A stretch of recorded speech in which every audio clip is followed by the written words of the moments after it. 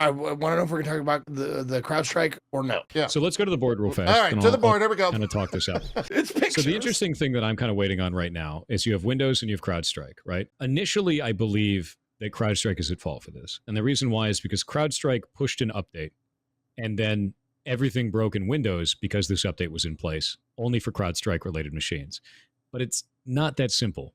Windows pushed an update and CrowdStrike pushed an update and everything was fine. And apparently Windows has then pushed another update and then everything broke.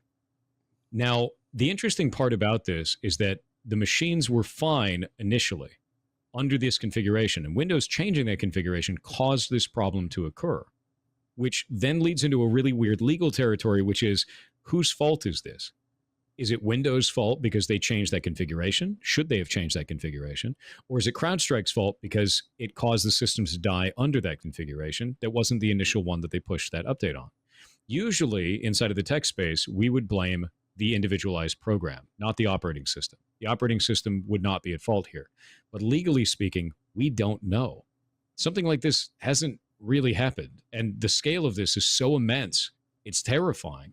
You have over 8 million machines that have been just actually knocked out.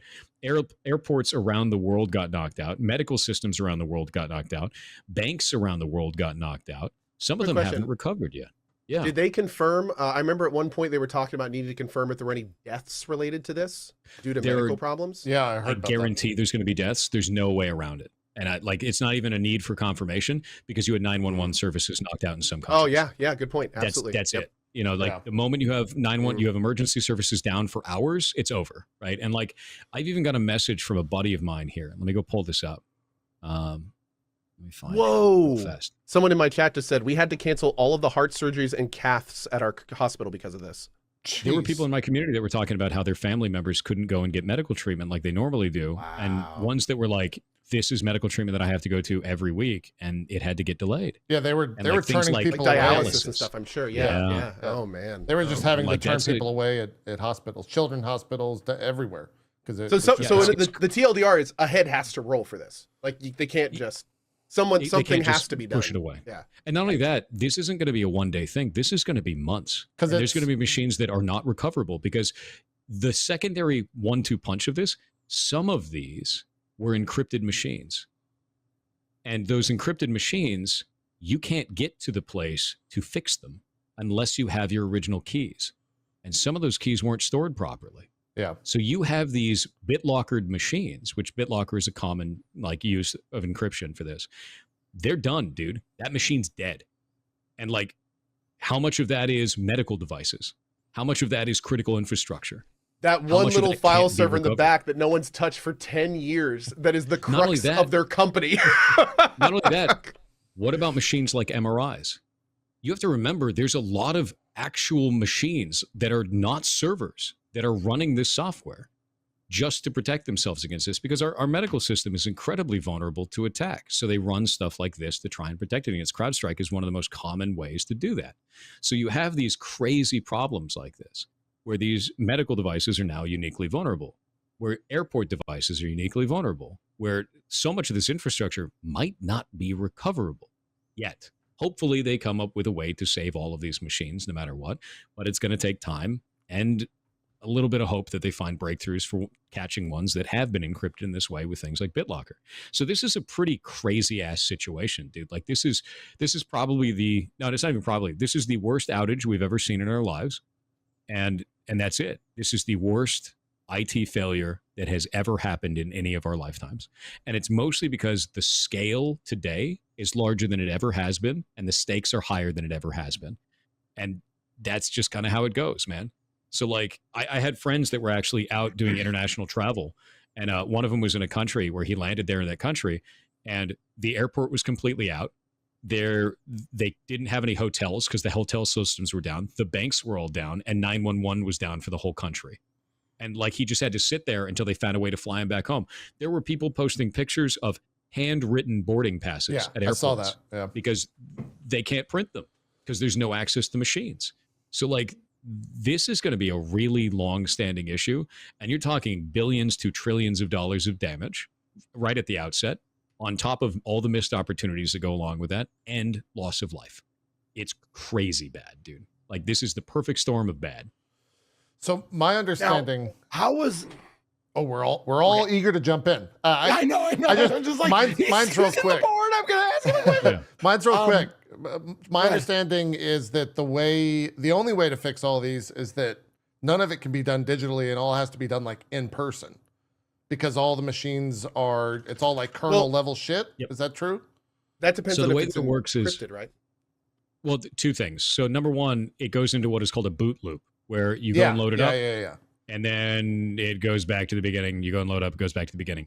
You can't do this remotely for those machines. You have to go to each and every machine manually. Right. IT people right now are goddamn superheroes, and they're treated like garbage, like 100%. They have some of the worst jobs that are out there. I've seen horror stories from people that don't understand the IT space that are just treating their workers like shit, and the IT people are stressed out to hell. They have like 72-hour work shifts right now. Like, it's awful. And if you're getting treated like that by a business, quit. Don't let them do that to you. That is not worth it, man. You are a valuable human being, and that is awful, especially in a crisis like this. That is a horrible ass place to be, and they should never treat anyone like that. You are there to save their ass, nothing else, right? Yeah. So this is awful to watch, and it's just this boot loop over and over again. So they have to go to every machine. If it's got BitLocker on it, they have to go and find the encryption key that they had, the backup keys for that, and then go manually put it into every single one of those machines during this process. And then go in and change a .sys file specifically in the drivers folder for CrowdStrike for this issue to stop. And it's very manual, and it sucks. Now imagine doing that to 1,000 machines. Imagine doing that to 5,000 machines. Imagine doing that globally to 8 million machines. And some of these organizations have 2 to 3 IT people. 2,000 plus employees of machines. No way. That's insane. And you can look on Twitter and see this playing out over and over and over again with all of these people dealing with this nightmare. And it's insane to watch, dude. And now then you take that and you look at the medical system. How quickly is that going to recover before people start dying to stuff like we were talking about? You can't get dialysis. Can't get your prescription drugs. Can't do the normal stuff that you need to. Can't go into surgery. Like this is wild stuff, man. Like, we've never seen anything like this. And it's not even an attack. That's the thing that's crazy about it. It's not a targeted attack. It's a mistake. Yeah, so they've had to say that so many times on the news. This isn't a cyber attack. This isn't a cyber attack. Exactly. But it looks like one. So this is, how preventable was this? Oh, completely. That's the part we don't know yet, right? And that needs you don't think it's investigation. Completely preventable? I don't know yet. Because that's the thing is, why did Windows push that update for that settings update? Why did CrowdStrike have something that was unstable under any type of settings in there? But I mean, where's the for quality the assurance? second part, I was going to say the second part, like Windows pushing an update that blue screen systems. Like I feel like I totally see where you're with this, and you're obviously way more advanced on this than me. From a layman's perspective, though, I feel like isn't this all on Microsoft for the fact that like it worked and then they pushed a new configuration without testing it properly? So here's the thing. Why would they test it under specific configurations with CrowdStrike? Because CrowdStrike's on their system. It's not base operating systems. It's not Microsoft doing it. They could be a partner, but it doesn't matter. Why would you imagine doing a check for every possible software configuration on every machine?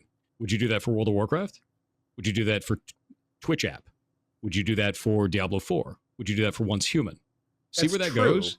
That gets wild. I was under the assumption, though, that CrowdStrike worked directly with Microsoft and was an enterprise partner. Is that not right? They definitely do.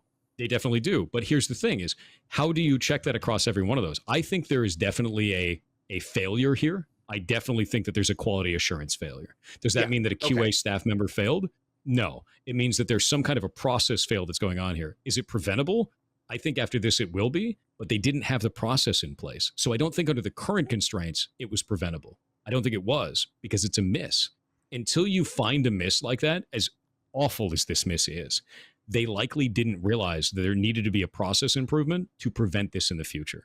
So when we talk about prevention, we're talking about, would you even think to prevent that in the first place? Was there even a process to check for that in the first place? And that hindsight is super 2020. It's easy to be like, man, we should have been checking for that the whole time. But like, coming from the game space, dude, like, I see speedrunners do some wild shit to my games, and I'm like, wow, how did that cutscene why is my character moonwalking and the game crashed? Like never would have thought of doing that.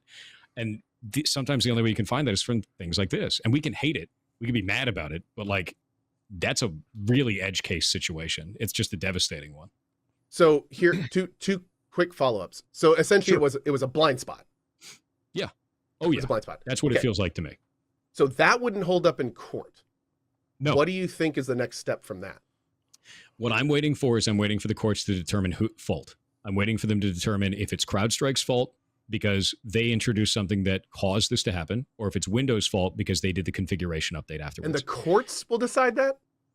It's always going to end up in court, man, because you're going to have all these lawsuits go through. And I think it's probably going to go from all the people suing CrowdStrike and suing Microsoft that we're probably going to find the end result of this. I don't think it's going to be a who done it. I think it's going to be a who's liable, because all of these court cases are going to pile up. The funny part about this is not to get political, but now it's like the experts don't even need to weigh in. So it's like, oh, this is going to be fun. It's like the expert doesn't know, but the courts are going to decide.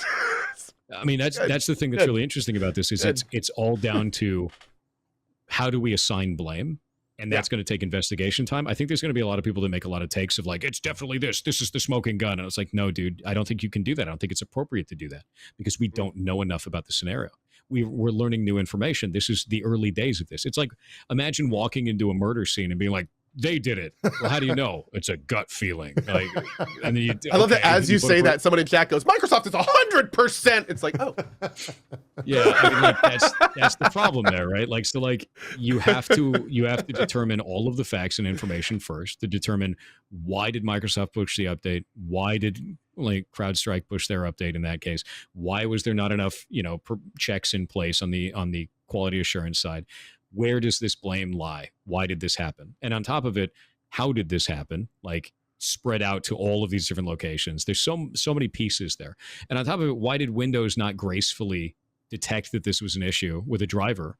Why weren't there checks in place for driver related stuff without blue screening? There's so seeing many that pieces file here. name was like what? Like, that file name is normal. There's nothing wrong with that. That is normal. Okay, that's because the article I said that the file was like something. It was just a normal, like ridiculous, like clerical error is what it was. It was what it was claiming. So there's people claiming that right now. There's also a guy that was claiming that it was actually like nulled out. The whole file was, and that's what caused the problem. But I believe there was actually a thing. Let me go find this where CrowdStrike themselves put out a breakdown of what the whole issue was.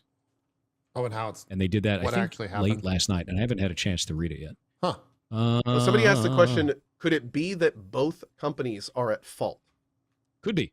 And at that point, you're measuring level of fault, right? Like who's the most at fault? And not only that, who's liable after you figure out fault, right? Yeah. The big L.